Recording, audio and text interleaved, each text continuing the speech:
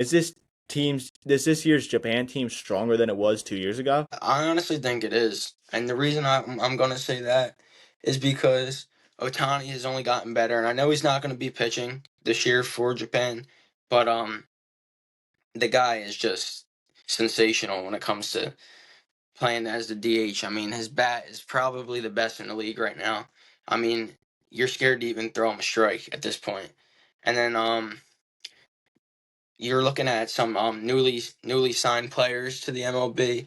You got a guy like Okamoto who just signed with the Blue Jays, and then if I'm not mistaken, going back to their pitching side, the MPB is the next closest thing to the MLB when you look at baseball around the world. I mean, it's the next Premier League, and as Americans, we don't get that televised here, but it's one thing to look out for is their players because they can hang with us on any side of the baseball, and they're actually bringing over their equivalent to the Cy Young here, and his name is, let me see, Hiromi Ito.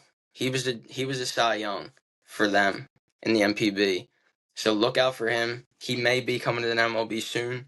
I think he did pitch a little bit for them in a 2023 Classic. So that's, you take away Otani from pitching, and then you bring this guy over who just had a sensational season in the MPB. We're looking to see if he can translate that over into the World Baseball Classic. And 9 times out of 10, these guys they show up when the lights are the brightest. So I really do think that this Japan team is star-studded. They have a guy like Yusei Kikuchi, who's going to be their veteran pitcher in their rotation. I mean, he hasn't shown his best stuff in the MLB lately, but like I said with Puerto Rico, when you look at this Japan team, when they're playing together, they're like a brotherhood. So you can see anybody's best stuff. You can see anybody come back to life. Um, you have a guy like Seiya Suzuki, Masataka Yoshida. I mean, those are guys who already have played in the MLB. We know what they consist of. And I think it's going to be scary to see them all playing together again. Yeah, no, I totally agree. And I think the big story of this is the influx of guys who were on the team before, but now 2 years later are now in the MLB and like are adjusted to that type of style. And I just think that's what's the most integral part of it. And then you have other guys.